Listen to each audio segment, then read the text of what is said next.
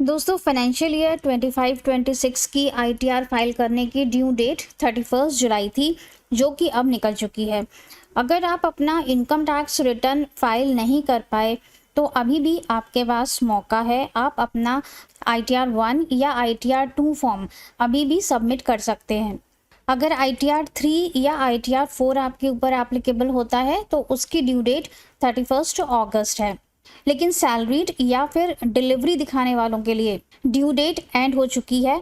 और अब अगर आप अपनी आईटीआर फाइल करेंगे तो आप उसे सेक्शन 139 सबसेक्शन 4 के अंदर as a belated return file करेंगे। बिलेटेड रिटर्न को आप 31 दिसंबर तक फाइल कर सकते हैं, लेकिन बिलेटेड रिटर्न फाइल करने के कुछ नुकसान होते हैं।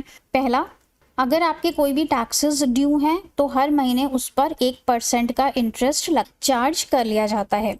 अगर आपका कोई रिफंड ड्यू है, आपकी आईटीआर में कोई रिफंड बन रहा है, तो इनकम टैक्स डिपार्टमेंट जो इंटरेस्ट देता है रिफंड के ऊपर वो आपको नहीं मिलेगा। तीसरा, अगर आपको कोई लॉसेस कैरी फॉरवर्ड करने थे, जैसे कि कैपिटल गेन का कोई लॉस हो या हाउस प्रॉपर्टी का लॉस हो, तो वो अब आप कैरी फॉरवर्ड नहीं कर पाएंगे। और चौथा, रिटर्न को देरी से फाइल करने पर सेक्शन 234F के अंदर आपसे लेट फीस चार्ज की जाती है। लेट फीस आपकी इनकम के अकॉर्डिंग है, जैसे कि अगर बेसिक एग्जेम्पशन लिमिट से कम आपकी इनकम है तो कोई भी चार्जेस नहीं है। अगर 5 लाख तक इनकम आती है तो 1,000 रुपये की लेट फीस लगेगी, और अगर 5,000 रुपये से ज़्यादा की आपकी इनकम है तो 5,000 की लेट फीस लगेगी। ये फिक्स्ड है अमाउंट्स, और ये आपकी इनकम के अकॉर्डिंग वैरी करते हैं। आज की वीडियो में हम देखने वाले हैं कि अगर आपने ड्यू डेट को मिस कर दिया है और आप अपनी आईटीआर 1 फाइल करके अपना रिफंड क्लेम करना चाहते हैं तो आप किस तरह से अपनी बिलेटेड रिटर्न को फाइल करेंगे। इसके लिए हम सबसे पहले इनकम टैक्स के पोर्टल पर आ जाएंगे, incometax.gov.in। यहाँ पर हमें सबसे पहले अपना असेसमेंट ईयर सेलेक्ट कर लेना है, 26-27 ऑनलाइन मोड। ऑनलाइन मोड में अभी भी आप फाइलिंग कर सकते हैं, बिलेटेड भी फाइल कर सकते हैं, और रिवाइज करना है तो इसे रिवाइज भी कर सकते हैं। कंटिन्यू किया, start new filing, individual proceed, select किया ITR form 1, proceed, okay, let's get started. Taxable income is more than the basic exemption limit. New tax regime में फाइलिंग कर रहे हैं और आपकी इनकम 4 लाख रुपए से ज़्यादा की है तो आप फर्स्ट नंबर पॉइंट पर टिक लगाएंगे, नहीं तो आप इसमें जो थर्ड नंबर पॉइंट है अदर्स का, इस पर टिक लगाएंगे और कंटिन्यू करेंगे।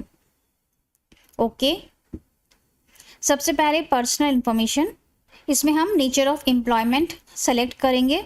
अगर आप पेंशनर हैं तो इसमें पेंशनर के लिए कैटेगरीज दी हुई हैं, जैसे कि central government, state government, PSU, और अदर पेंशनर्स में प्राइवेट सेक्टर आ जाते हैं। अगर आप हाउसवाइफ हैं या स्टूडेंट हैं तो आप अदर्स पर क्लिक कर लेंगे। इसके बाद फाइलिंग सेक्शन सेलेक्ट करना है, जो कि होगा section 139(4) belated return after due date. कौन सी रिजीम में आपको जाना है, तो अब आपको by default new tax regime ही मिलेगी। बिलेटेड रिटर्न में हमें ओल्ड टैक्स रिजीम में जाने का ऑप्शन नहीं मिलेगा। बाकी सब में हम नो कर देंगे। यहाँ पे नीचे फिर बैंक डिटेल्स आएंगी, जिसमें किसी भी एक बैंक को आप रिफंड के लिए नॉमिनेट कर लेंगे। कंफर्म किया। इसके बाद है ग्रॉस टोटल इनकम। सबसे पहले इनकम फ्रॉम सैलरी, अगर आप पेंशनर हैं और आपको पेंशन मिलती है तो वो भी आप सैलरी के हेड में ही दिखाएंगे। एडिट पे क्लिक करेंगे।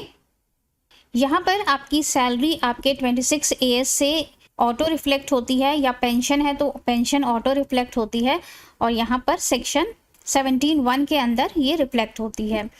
Standard deduction 75,000 new tax regime में मिलेगा। सेव कर दिया।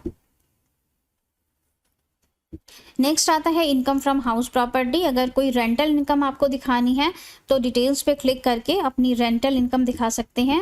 नेक्स्ट आता है इनकम फ्रॉम अदर सोर्सेज, यहाँ पर क्लिक करेंगे और इसमें इंटरेस्ट फ्रॉम डिपॉजिट और interest from saving bank account, ये आपके AIS से यहाँ पर रिफ्लेक्ट हो रहा है, इसको ऐसे ही एज इट इज़ रहने देंगे।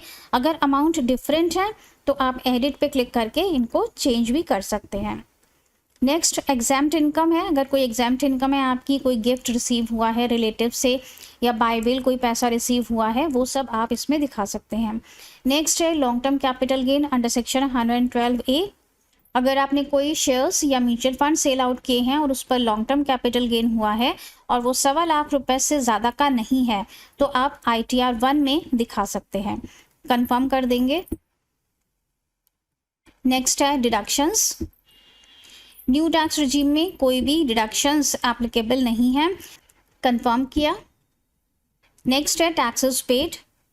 अगर कोई टैक्सेस आपके 26 AS में दिख रहे हैं, TDS है कोई सैलरी पर या इंटरेस्ट ऑन FD पर, तो वो आपको यहाँ पर दिख जाएगा, ऑटो रिफ्लेक्ट हो जाता है। अगर गलत है तो आप एडिट भी कर सकते हैं। और अगर 26 AS में आपका TDS रिफ्लेक्ट नहीं हो रहा है तो आप इसे मैनुअली यहाँ पर एंटर मत करिएगा, क्योंकि अगर वो 26 AS में नहीं है तो उसका क्लेम आपको ITR में भी नहीं मिलेगा। तो आपको तभी दिखाना है जबकि 26 AS में वो आ रहा हो। कंफर्म कर दिया नीचे। नेक्स्ट है टैक्स लायबिलिटी का शेड्यूल। यहाँ पर आपको कंप्यूटेशन पूरी दिख जाती है, कितने टैक्सेस बन रहे हैं, रिबेट कितना मिला है आपको इनकम पर। और एक नई चीज़ आपको यहाँ पर दिखेगी, यहाँ पर सेक्शन 234F में आपकी फ़ीस अपने आप यहाँ पर कैलकुलेट होकर आ जाएगी, क्योंकि आप देरी से अपनी ITR को फाइल कर रहे हैं। इनकम अगर 5 लाख के ऊपर है तो यहाँ पर 5,000 रुपये की लेट फीस लगेगी। 5 लाख से नीचे है तो 1,000 की लेट फीस लगेगी। अगर आप इसे एडिट करके, ये एडिटेबल सेक्शन है, अगर आप इसे एडिट करके यहाँ से हटाकर 0 कर देते हैं तो जब आपके पास इंटीमेशन आएगा सेक्शन 143(1) का कि आपकी ITR प्रोसेस हो चुकी है, तो उस इंटीमेशन में आपको डिमांड दे दी जाएगी 5,000 रुपये की। इसलिए आप ऐसा बिल्कुल भी ना समझें कि यहाँ पर हम 0 कर देंगे तो हमें ये लेट फीस नहीं देनी पड़ेगी।